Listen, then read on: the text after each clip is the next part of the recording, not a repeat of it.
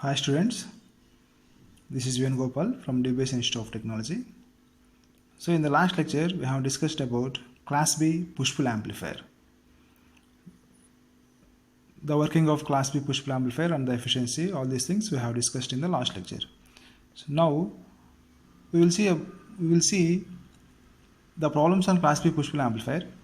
Here we have to calculate the input power, output power, power handled by the each transistor and the efficiency. So the input power is the DC power, output power is AC power. In this we are using two transistors, so how much power is handled by each transistor, so and the efficiency, all these things we have to calculate. The given values are the input voltage is 12 volts, so that is the RMS value, and the VCC is 25 volts, and the load ratio is 4 ohms. So here we are calculating the peak value of the input voltage. So the given value is RMS value, we are calculating the peak voltage. So if you multiply with root 2, then we will get the peak voltage. So input voltage peak value is root 2 into 12 volts RMS value, so that is equal to 17 volts. Here the Q point is selected in cutoff region. So in the class B the Q point is selected in the cutoff region, so that's why the input voltage equal to the load voltage. So P means peak value or maximum value. So here the input voltage and the load voltage are equal to 17 volts. So from this we are calculating the load current. So that is IL maximum, that is the maximum load current equal to maximum load voltage by RL. So here VL is 17 volts and RL is 4 ohms. So from this we are getting load current is 4.25 amperes. So to calculate the input power, so we required VCC and IDC. So input DC voltage, that is equal to VCC into IDC. So IDC is the DC current. So from this formula we can calculate the DC current. So that is 2IL maximum by pi. So 2I maximum by pi. So for the full wave rectifier, the average current is this one. So 2 by pi into, so here IL peak is equal to 4.25 amperes. So the DC current is 2.7 amperes. So by using these two values, that is VCC and IDC, we can calculate the input DC power. So that is equal to 25 volts, that is the VCC, and 2.71 amperes, that is the IDC. So the input DC power is 67.75 watts. That is the DC power. If you want to calculate the output AC power, so here P naught AC equal to, that is VL square by 2 RL. So here VL is 17 volts and 2 into RL is 4 ohms. So it is the output power. So that is 36.1 watts. So from the given values, calculate the input power, that is VCC into IDC, and the output power, that is VL square maximum by 2 into RL. So that is 36.1 watts. And the power handled by the each transistor is, so here the power dissipated by the each transistor. So here we are using two transistors in the class B push-pull amplifier. So the power dissipated by each transistor is, so input power minus output power by 2. So it is 67.75 minus 36.1 by 2, that is equal to 15.8 watts. So the power handled by the each transistor is 15.8 watts. And the efficiency is the ratio of output power to input power. The output power is 36.1, that is the AC power, and the input power DC power is 67.7. So using these two powers we can calculate the efficiency, that is equal to 53.5 3%. So efficiency here it is 53.3%. So finally, here we have calculated the input power, output power, the power handled by each transistor, and the efficiency. So it is the input power VCC into IDC, output power is VL square peak by 2 into RL, and the power handled by each transistor is input power minus output power by 2, and the efficiency is P0 by Pin into 100. So the major drawback of the class B push-pull amplifier is crossover distortion. Crossover distortion. So here, what is crossover distortion?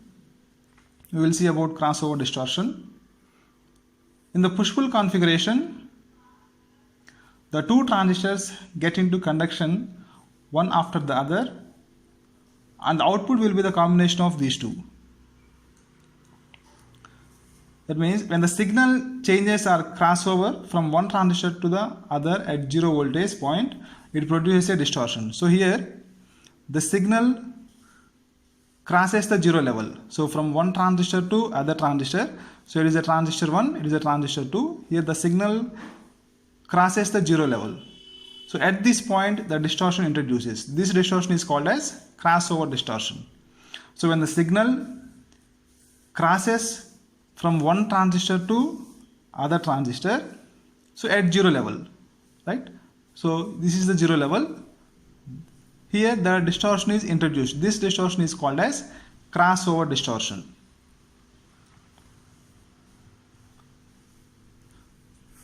So to conduct the transistor, the base emitter junction should be cross 0.7 volts.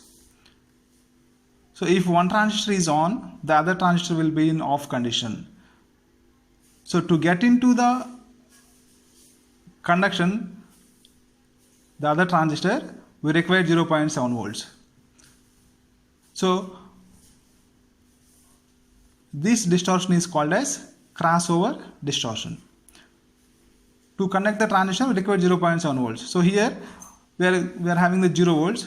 So to reach up to 0.7 volts, this transistor will be in off condition. So that's why we are getting the delay.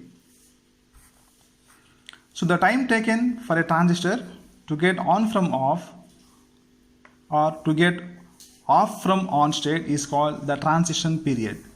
So the time taken for a transistor, so to get on from off or off from on state is called the transition period. So this distortion reduces the overall peak to peak value of the output waveform. So overall peak to peak value. So in the output side, we are getting less peak to peak value. So this distortion reduces the overall peak to peak value of the output waveform. So it is a severe disturbance for small signal inputs. For small inputs, this distortion is severe. So it is the crossover distortion. So now we will see about Class C power amplifiers.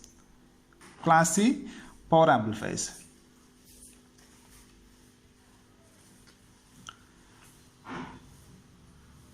So in the Class C power amplifier, here, if you see here, it is the input signal, it is the output signal. Here the transistor conduct for less than 1/2 cycle of the input cycle. So that means the conduction angle is less than 180 degrees. So if it is 180 degrees, if it is pi 180 degrees, so the transistor conducts for less than 180 degrees of the input cycle. So this is the input signal, it is the output signal. Due to huge amount of distortion, it is not used in audio applications. So here we are getting the distortion, right? So the output signal is not replica of the input signal. Here the output signal is not replica of the input signal, means we are getting the distortion. So due to huge amount of distortion, it is not used in audio applications. Here the conduction angle is less than 180 degrees. Generally it is around 90 degrees. So this biasing gives efficiency up to 80%, but introduces a heavy distortion, but the efficiency will be high. So it is a circuit diagram of class C power amplifier. So we can see the circuit diagram of class C power amplifier. Here it is the RB biasing resistor.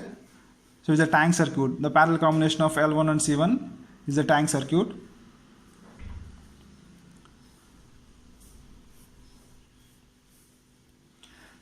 So the biasing, due to the biasing resistor, so due to this biasing resistor, the transistor will start the conducting after above VBE voltage plus the downward bias voltage,